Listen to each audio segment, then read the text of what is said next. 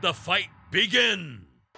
Our first brawler is also actually a final one, Final Fight to be exact, released by Capcom in arcades in December of 1989. It was first conceived as Street Fighter 89 and was actually planned to be the sequel to Capcom's original Street Fighter game. However, early testing showed that players were confused by this name, expecting a one-on-one fighter again, rather than this new side-scrolling beat-em-up.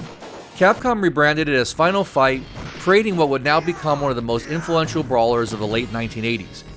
Set in the fictional Metro City, the game follows Mayor Mike Hager, his daughter's boyfriend Cody, Cody's friend Guy, a master of the Bushin form of ninjutsu, as they all battle through the Mad Gear Gang in an attempt to rescue Hagar's kidnapped daughter Jessica.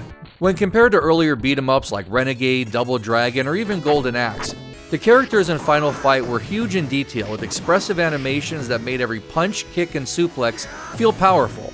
And while maybe basic by today's standards, for the time its backgrounds were packed with style. Neon lights, grime on the ground, graffiti on the walls, all helping to capture that late 80s urban chaos vibe. Progress to the game may not feel the most natural, seeing as how one moment you're getting off a subway car, only to jump right into some kind of underground luchador wrestling ring. But these games are really 5% story and 95% about shoving your fists into someone else's face, to which point the sound really helped to drive home that exact activity. Each punch, kick, or pile driver to the skull is accompanied by the appropriate meaty sound or screen shake. To rescue Jessica, you're going to have to battle through the 6 different stages that make up Metro City on a sightseeing tour of what I consider to be a collection of your now standard beat-em-up stage types. Gritty urban city level? Check. Gritty urban underground level? Also check. Industrial factory with environmental hazards? Check. Elevator that won't let you off until you beat up enough enemies? Check. Random bar? Check. And the high-rise penthouse building with clearly shoddy workmanship? Check. Fighting your way through these stages is simple when it comes to combat. You've got just 2 buttons, an attack button and a jump button, and pressing both of them together will trigger that unique spin attack for each character, clearing away the enemies around you, but doing so at the cost of your own health. Getting close enough to an enemy will allow you to lock up with them to perform an attack or toss them into their fellow ne'er-do-wells, depending on which character you're using. Did I just say ne'er-do-well? And can I just ask, what is with fighting games and characters breaking through doors that clearly have doorknobs they could turn? You're already doing enough damage to someone else's property along the way, can you not just be respectful enough to take a moment to turn the handle? Enemies will often crowd around you in the limited gameplay space, and there's not much in the way of defensive options, so positioning and movement matter as much as button timing. I played through the entire game twice while preparing for this video, and what annoyed me most was getting up off the ground, only to stand up right into a flurry of attacks, none of which I could ever seem to get ahead of, no matter how fast I wheel on that attack button. Couple that with enemies who time their attacks to land right as your recovery animation is finishing, keeping you in a constant knockdown loop, and you can see why sometimes Final Fight feels a bit unfair and repetitive, even for a game that was designed to drain your pockets of those precious quarters your parents sent you to the arcade with.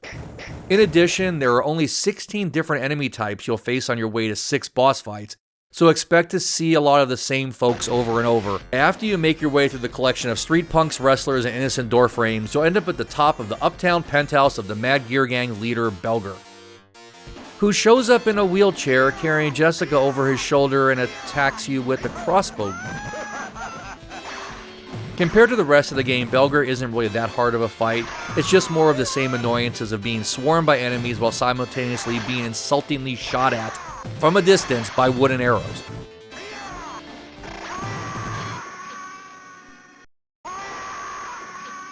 Defeat Belger, save Jessica, and you're treated to a roughly 2-minute ending complete with credits. Be sure to give special thanks to Pooh while you're at it. Hagar hugs his daughter while Guy and Cody, who is Jessica's boyfriend if you recall, choose to now beat a path out of the entire building, leaving them both behind.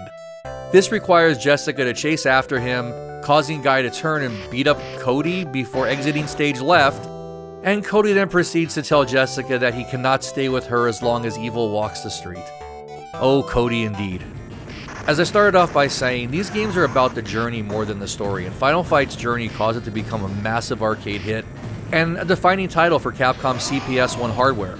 It paved the way for future games such as Cadillacs and Dinosaurs and Captain Commando, 2 games which I have no doubt will find their way into the Fightvember mix. Despite the name, Final Fight was really just the beginning for many of these characters. After Capcom got around to making an actual sequel to Street Fighter and Street Fighter II, no less than 7 Final Fight characters have made their way into the series and its spin-offs, including Guy, Cody, Rolento, Sodom, or Katana as he's known in the US, Poison, Andor, aka Hugo, aka definitely not a ripoff of Andre the Giant, and Abigail.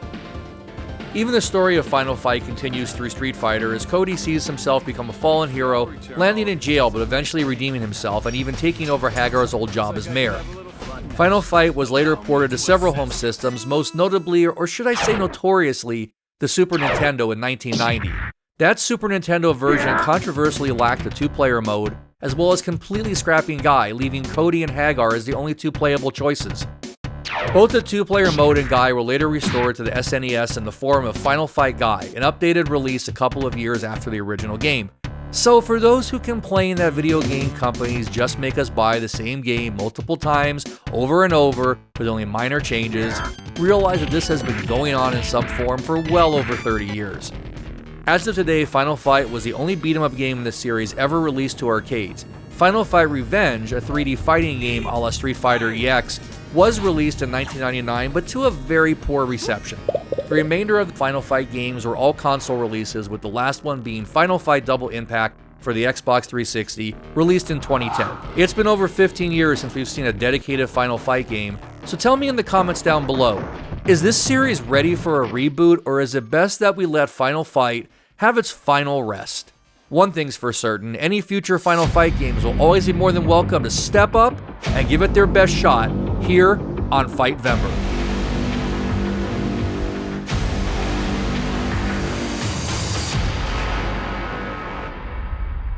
The fight is over!